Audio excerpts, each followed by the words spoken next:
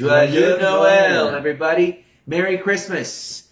Thank you very much for joining us, and we do appreciate you guys taking the time to check out this new podcast here. Today, I'm Mr. E, Excellence Language Director, Principal Director here at the Academy, and joining me as always is Monsieur Douté. Welcome. Bonjour. All right, guys, thanks for checking this episode out. We do appreciate that, and in this episode, we're covering a series of episodes in which we're covering French words that have been borrowed into English. That means, originally you might have not noticed that you've used a lot of words in your English vocabulary that are of French origin. They're actually words that have been borrowed. They're borrowed. They're borrowed from French into English, and we say them on a day-to-day basis. Right, words and verbs, expressions and whatnot. So today we'll be covering part 2 of this podcast. We started off the podcast by saying a little expression here. We said Joyeux Noël. Joyeux Noël. All right, so what does that mean? That means Merry Christmas, okay? So we want you to say that with us. Ready? Yeah. Entonces, Joyeux Noël. Joyeux Noël. That's it. Okay. That's the way it's said. That's the way it's said. And in French, that means practically Merry Christmas. Okay? Remember that the Excellence Language Facilitating Center is a Franco-Anglo academy. We teach English and French. Okay? Very excited about this episode. And just wanted to tell you the words that we'll be covering today. Today we'll be covering 2 verbs. And we'll be covering a noun, and we'll be covering 2 expressions, okay? We'll be covering the verb chase, the verb pierce. We'll also cover the word pork, and the expression bon appetit, and the expression bon voyage. All right, so in this episode, you'll learn that these words and expressions have been borrowed from French, and we use them for English on a day-to-day basis, okay? Just a little recap on our last episode. This is episode number 2. In our first episode, we covered the words entrepreneur. How is that said in French? Entrepreneur. We covered the word genre.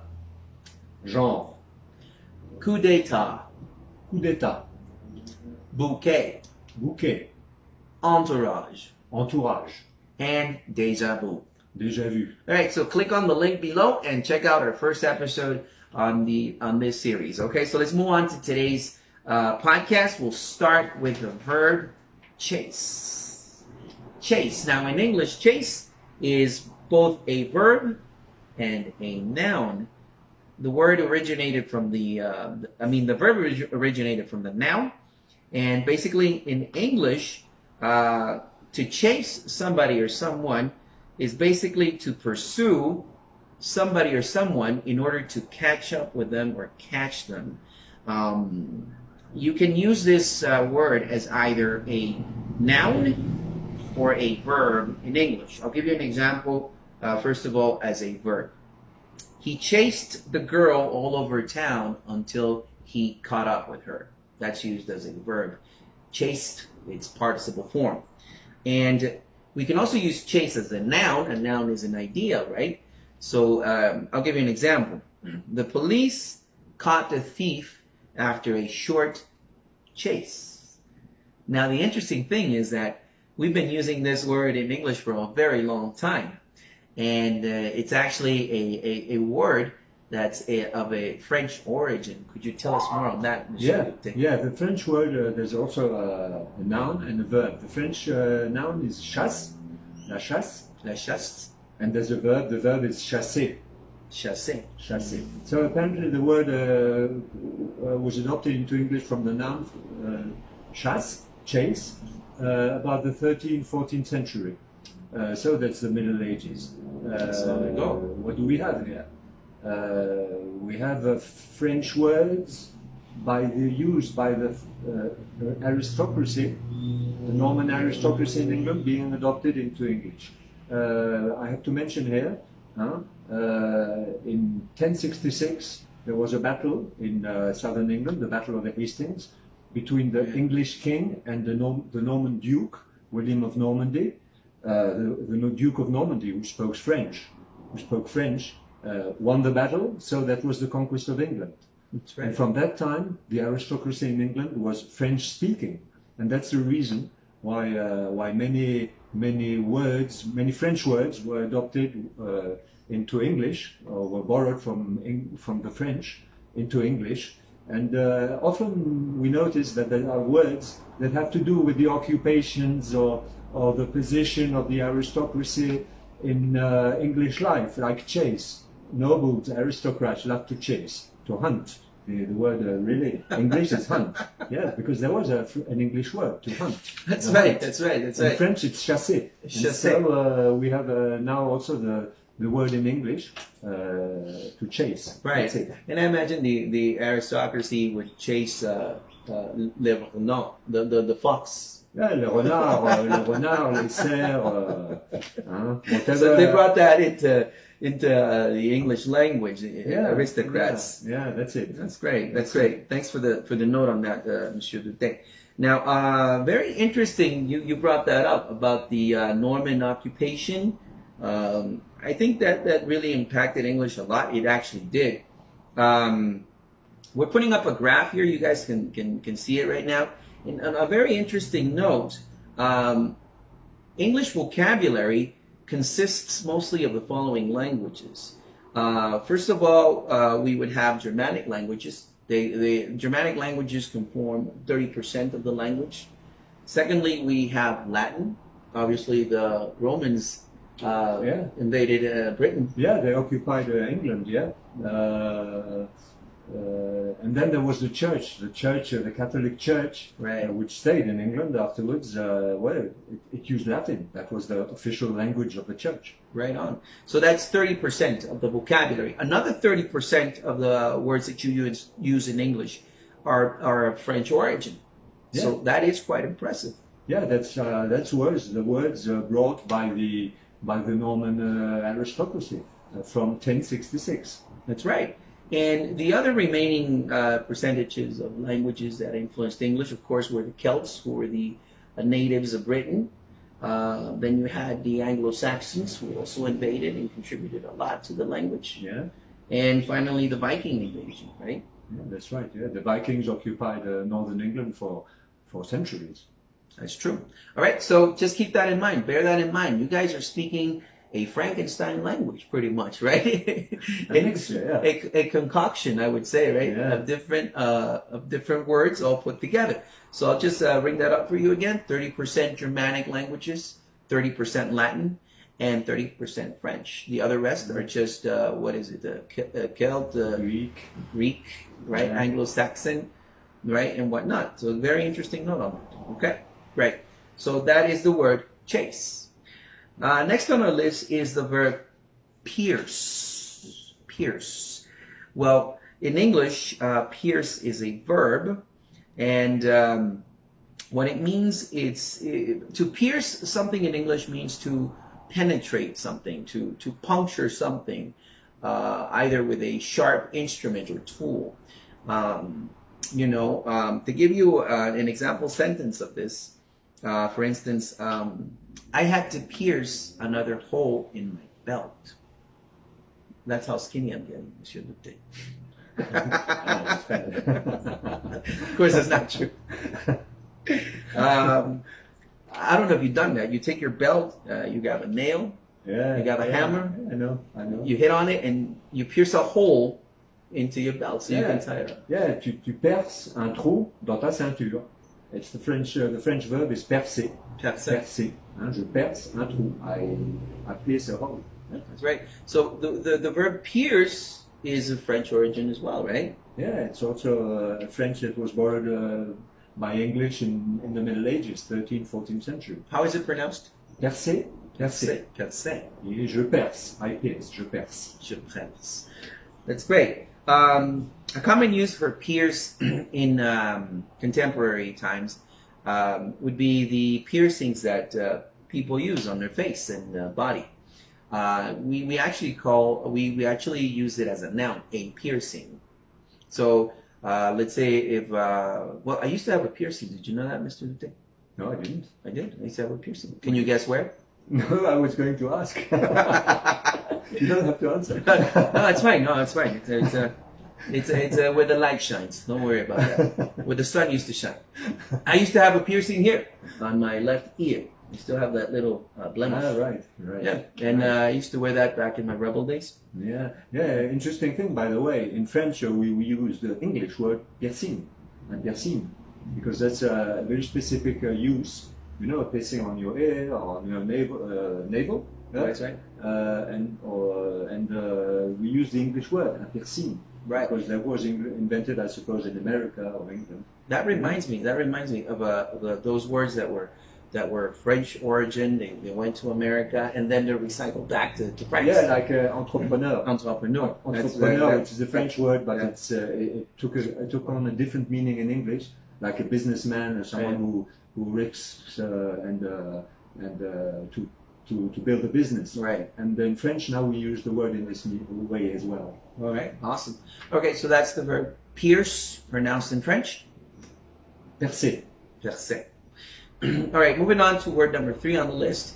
It's Christmas time, you know, Monsieur Douté. Mm-hmm. And a lot of you out there are going to enjoy your Christmas meal. And besides the turkey that is served, there's also going to be a lot of pork served. Du porc, en français. Porc. Pork. How is that said in French? Porc. Porc. Porc. Pork. I love pork. Yeah, I love it too. C'est moi loves pork. Ah, tu aimes le porc. Yeah, tu aimes le pork. I Tu do. aimes le porc. I love pork sandwiches, pork. I like fried pork, steamed pork, chopped up pork. Yeah, no you put it problems. anywhere. It's no problem. I love it as well. It's very tasty meat. Pork. P-O-R-K. How is that spelled in French? It's a C at the end, so P-O-R-C. Interesting. Very close. Porc. Yeah, very close. Yeah. Very close. All right. Now, the interesting fact that you mentioned, and I think we should bring it up too, is that pork is the meat, while pig is the animal. Yeah, because imagine at the time the Normans came to England, of course the English already had pigs and they ate it. So that's the animal, the pig, you know, little thing that runs around looking for food, that's the pig. But when you have it, and the nobles, of course, the aristocrats, they had the food on the table, and that's how they saw it, you know. And that's le porc in French and pork in English. So now today you have two words. You have the pig, the animal, the live animal, and you have the meat on your plate, like the Norman nobles did, and that's pork or le porc. Good. I imagine what Porky Pig thinks about all this. Porky pigs. The cartoon character. Yeah, one of the three pigs. Yeah. That's all, folks. Yeah, no, Remember that? right. Remember that Looney Tunes? Les trois petits cochons. That's right. So it's Porky Pig. It's a combination of Porky Pig. Yeah, porky. Yeah, porky means what does it mean? Squalid. All right. So that's pork. Remember to use pork. In English, we say pork. I like pork. We use it as the meat. You know, I like to pork. Sometimes we can use it as with an expression as pork out. Pork out. When you pork out, that means that you eat excessively, right? You eat more than you're supposed to. You pork out. So to give you a sentence, I can pork out on French fries, or I can pork out on food. There's no such thing in French. French is just the animal. That's all. We don't, and that's interesting too. Because English is very flexible. It can make nouns into verbs. It does that a lot. All the time. You can't do that in French. And phrasal verbs too. Yeah. Pork out. Yeah, Let's pork out. Yeah, you see in French, so there's no such thing. All right, interesting. And the animal is always a pig. So if you see those little pink animals there running around, you're going to say, hey, check out that pig. That's a nice looking pig you got there. Let's eat some pork. Yeah, in French it would be un porc, the animal. Or un cochon, that's a different word, and the meat would be un porc as well. So porc is the animal, it's also the meat on your plate, it's both. Interesting. How do you say pig in French? There are two words. Yeah. Two words. Porc, the one we've commented on, and cochon. Cochon. Interesting. All right, so let's move on to our next expression. This one is super common, and I get this a lot. I've been teaching English for a very long time. And one of the most common questions that I get from students is, Monsieur E or Mr. E, how do you say buen provecho?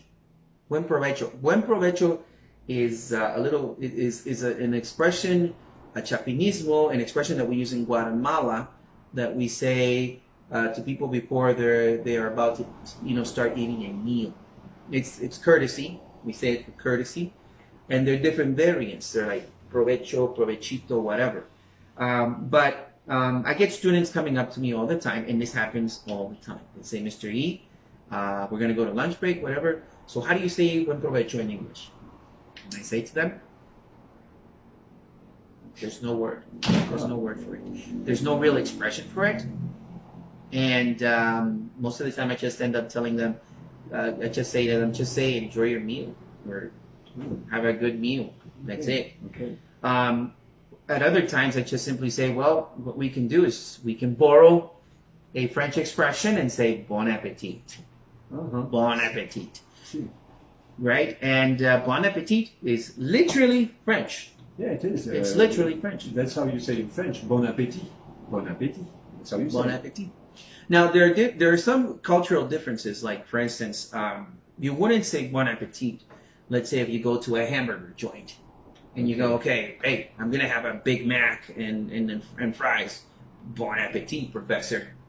I wouldn't use it in that occasion. Okay. I would just say to you, hey, enjoy your burger. Okay. I would use bon appetit if let's say we had a fancy dinner at a fancy restaurant. So in that instance, perhaps the waiter might say bon appetit, gentlemen, or something like that. Yeah, you see, it's the class thing, as we've commented about the chase. You know, the pork. It's bon appetit is more like middle or upper class, isn't it? Totally. And in French, it's any. You can also say bon appetit for the hamburger. You know. Interesting, no? Yeah. Well, if you want to talk English, and it would sound weird if you would actually be sharing a hamburger, or a hot dog, or just casual food, a sandwich, with somebody and say, "Hey, bon appetit, tuna sandwich." It would sound artificial. They would stare at you like, what's wrong with you? It's just a tuna sandwich. In those in those instances, just simply say, enjoy your sandwich or enjoy it, whatever. Now, if the settings are right, you're at a fancy place or whatnot, then bon appetit could be appropriate in those circumstances. Okay, so just use it correctly. That's a cultural note. But in French, it's appropriate always. Any Right. setting, any sort of meal. You're going to eat, bon appetit. so the next time you're making one of your famous zucchini and lettuce and garlic salads, can I say that to you? Yeah, you can. Bon appetit. You can, yeah. All right. You're welcome. Bon appetit in advance, monsieur. Okay. Très bien. Yeah, advance, monsieur. Très bien. All right, let's move on. So that's bon appetit. Next, and our last expression for today, and I like this one a lot. I like the sound of it. I mean, there's some words in French that sound just awesome. It's bon voyage. Bon voyage. You know, you're going on a trip for Christmas, perhaps you're... All right, so let's move on to our next expression here on our episode, and it's the expression bon voyage. I really like the sound of that, how that sounds. It sounds pretty cool. Bon voyage. Now, bon voyage is usually an expression that you say to somebody that's taken a long trip, is going away. Let's say you're going out of the city for the Christmas season. You're going to another country, whatnot. You're traveling a long distance. Then I would say to you in English, hey, bon voyage. Take it easy. See you soon. See you back soon. Okay? So how is it used in French? Yeah, the use is the same. It's what Mr. E has just described. And the pronunciation is bon voyage. Bon voyage. So it's the same. It's basically the same. And the use is the same. Bon voyage. Okay. Now, of course, you wouldn't use this if you're going to a short trip, let's say to the store to pick up some tomatoes. That wouldn't work. So you gotta use it with, for somebody that's going on a long voyage, a long trip far away, right? So you just want to literally bon voyage. What does that mean? Good trip. Good trip. Good journey. Good trip, good journey. So there you go. And that concludes the words and phrases for this episode number 2 of the podcast. And we're going to do a little quick recap for you. So let's start. We started the podcast with the expression Merry Christmas. How is that said in French? Joyeux Noël. Joyeux Noël. Then we used the verb chase. La chasse, in French, the noun, and chasser, the verb. Chasser. Chasser, the verb. Then we had the verb pierce. How is that in French? Percer. Percer. Percer. Thanks. And of course we had pork. Porc. Porc. Without there's a C at the end, but it's not spoken, so it's porc. And in English, the K is always pronounced pork. And we had the expression bon appetit. Yeah, in French it's bon appétit. You don't say the T at the end, bon appétit. In English, you say the T, bon appetit. And the expression number 5 was the expression bon voyage. Bon voyage. Bon voyage. I didn't hear too much of a difference in that one. No, it's just the English accent, the French accent, but it's really the only difference, right? All right. Awesome. So, All right, great. So go ahead and use these words, expressions in your day-to-day English conversations. Go ahead and use them. You're allowed to. Why? Because 30% of the words that you used are borrowed from French. Fact. Okay? So thanks for checking out this episode with us, and that reminds me to remind you of our special Christmas promo. We just had Santa Claus, Papa Noël. How's that in French? Papa Noël, le Père Noël.